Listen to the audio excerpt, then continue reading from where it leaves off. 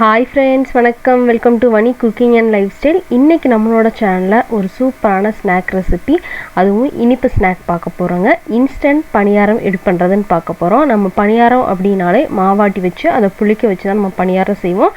அது இல்லாமல் ரொம்ப சீக்கிரமாக உடனே நம்ம செய்கிற மாதிரி ஒரு பணியார ரெசிபி தான் இன்றைக்கி பார்க்க போகிறோம். அதுவும் குண்டு குண்டாக சாஃப்டாக எப்படி பண்ணுறதுன்னு பார்த்துடலாம் வாங்க. அதுக்கு முன்னாடி நம்ம சேனலுக்கு இப்போ தான் நீங்கள் ஃபஸ்ட் டைம் வரீங்கன்னா மறக்காமல் சப்ஸ்கிரைப் பண்ணிக்கோங்க. பக்கத்தில் இருக்கிற பெல் ஐக்கானையும் ப்ரெஸ் பண்ணிக்கோங்க. வீடியோவை ஸ்கிப் பண்ணாமல் பாருங்கள். ஃப்ரெண்ட்ஸ், இந்த இன்ஸ்டன்ட் பணியாரம் பண்ணுறதுக்கு நம்ம முதல்ல 1 கப் போல் ரவை எடுத்துக்கலாம். அதோட 1 கப் போல் கோதுமை மாவு வந்து சேர்த்துக்கலாங்க. கோதுமை மாவு இல்லை அப்படின்னா நம்ம மைதா சேர்த்துக்கலாம். நான் இன்றைக்கி கோதுமை மாவு தான் சேர்த்துருக்கேன். கூடவே பச்சரிசி மாவு ஒரு 1.5 ஸ்பூன் வரைக்கும் சேர்த்துக்கலாம். அதோட ஃப்ரெஷ்ஷான ஏலக்காய் தூள், நல்ல ஒரு சூப்பரான ஃப்ளேவர் வர்றதுக்கு.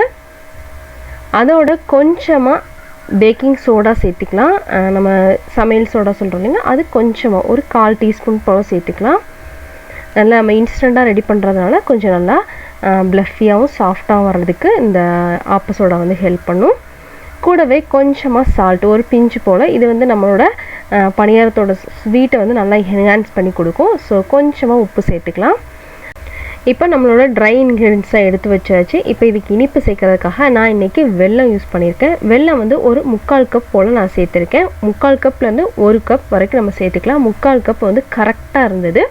இப்போ இதில் கொஞ்சமாக தண்ணி சேர்த்துட்டு அதை நல்லா மெல்ட் பண்ணி மட்டும் எடுத்துக்கலாம். நம்ம பாகெல்லாம் காய்ச்ச வேண்டியதில்லை, ஜஸ்ட் மெல்ட் மட்டும் பண்ணிவிட்டு அதை ஃபில்டர் பண்ணி எடுத்துக்க போகிறோம். அதனால் நம்ம மாவில் இப்போ ஃபில்டர் பண்ணி எடுத்துடலாம். இந்த மாதிரி நம்ம ஃபில்டர் பண்ணி சேர்க்கும் போது அதில் இருக்கிற டஸ்ட்டெல்லாம் ஈஸியாக கிளியர் ஆயிரும். அதனால் ஃபில்டர் பண்ணி சேர்த்தாச்சு. இப்போ இந்த ஃபில்டர் பண்ணி சேர்த்ததுக்கப்புறமா இதை நல்லா நம்ம மிக்ஸ் பண்ணிடலாம். நம்ம ஃபஸ்ட்லேயே தண்ணி சேர்த்துட்டோம் அப்படின்னா இதை நம்ம சேர்க்கும் போது எக்ஸ்ட்ராவாக தண்ணி ஆயிரும். அதனால நம்ம இதை ஃபஸ்ட்டில் சேர்த்துட்டு அதை நல்லா மிக்ஸ் பண்ணிவிட்டு அதுக்கடுத்து நமக்கு தேவையான அளவு நம்ம தண்ணி சேர்த்துக்கலாம். இப்போ இதை நல்லா சேர்த்து மிக்ஸ் பண்ணியாச்சு. இப்போ நம்ம கொஞ்சம் கொஞ்சமாக தண்ணி சேர்த்து நல்லா மிக்ஸ் பண்ணிக்கலாம். நம்ம மொத்தமாக தண்ணி சேர்த்தோம் அப்படின்னா கொஞ்சம் தண்ணியாயிரும்.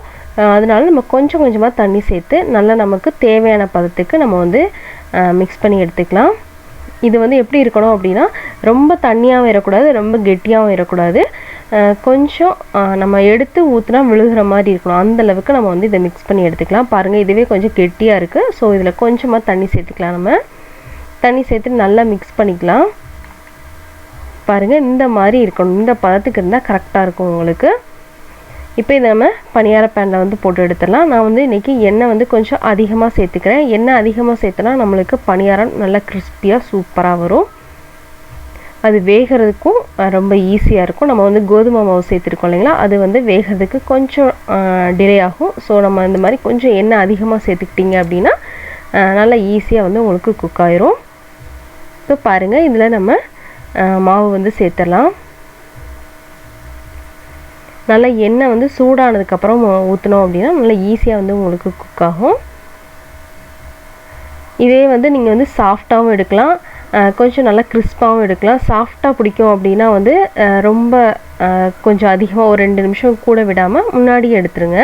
நல்லா கிறிஸ்பாக வேணும் அப்படின்னா எக்ஸ்ட்ரா ஒரு 2 நிமிஷம் நம்ம விட்டோம் அப்படின்னா நல்லா கிறிஸ்பாக உங்களுக்கு கிடைக்கும்.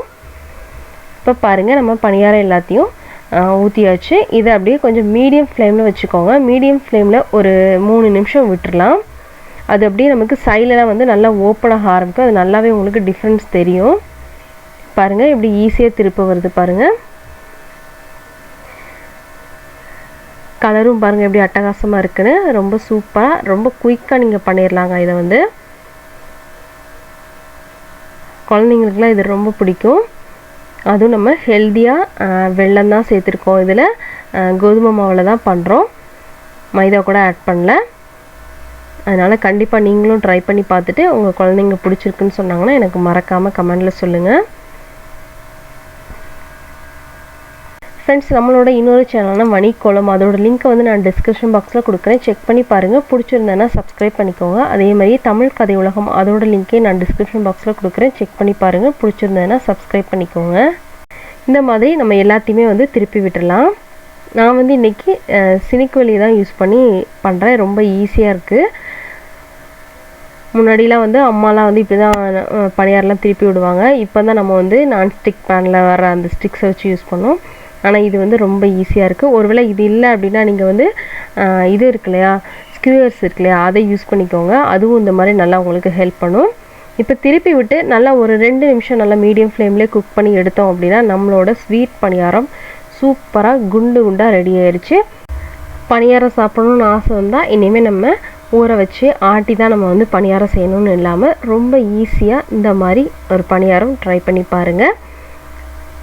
அதே மாதிரியே நம்ம இன்னொரு தடவை போட்டு எடுத்துக்கலாம். கொஞ்சம் எண்ணெய் பத்தலை அப்படின்னா எண்ணெய் ஊற்றிக்கோங்க. இதிலலாம் வந்து எண்ணெய் அதிகமாகவே இருக்குது, அதனால் நான் அதெல்லாம் ஊற்றிக்கல. எண்ணெய் கொஞ்சமாக இருக்கிறத மட்டும் எண்ணெய் சேர்த்துக்கிட்டேன். நீங்கள் வந்து இதுக்கு பதிலாக நெய் கூட சேர்த்துக்கலாம். நெய்யோட ஃப்ளேவர் உங்களுக்கு பிடிக்கும் அப்படின்னா நெய் வந்து சேர்த்துக்கோங்க. சேர்த்துட்டு நல்லா இந்த மாதிரி நம்மளுக்கு எல்லா இதுலேயும் நம்ம ஊற்றி எடுத்தோன்னா நம்மளோட இனிப்பு பணியாரம் சூப்பராக ரெடி ஆயிருங்க.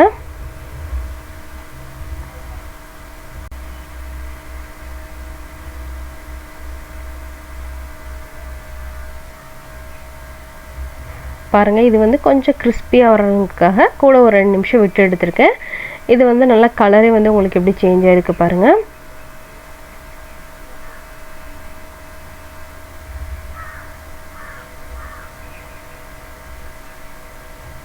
அவ்வளோதான், நம்மளோட ஸ்வீட் பணியாரம் ரெடி ஆயிடுச்சு. கண்டிப்பாக இதை ட்ரை பண்ணி பார்த்துட்டு உங்கள் ஃபீட்பேக் எனக்கு சொல்லுங்கள். பிடிச்சிருந்ததுனால லைக் கொடுக்க மறந்துடாதீங்க. உங்கள் ஃப்ரெண்ட்ஸ் அண்ட் ஃபேமிலிக்கும் ஷேர் பண்ணுங்கள். நம்ம சேனலுக்கு மறக்காமல் சப்ஸ்கிரைப் பண்ணிக்கோங்க. இதே மாதிரி இன்னொரு வீடியோவில் உங்களை மீட் பண்ணுறேன். தேங்க்யூ ஃபார் வாட்சிங் ஃப்ரெண்ட்ஸ்.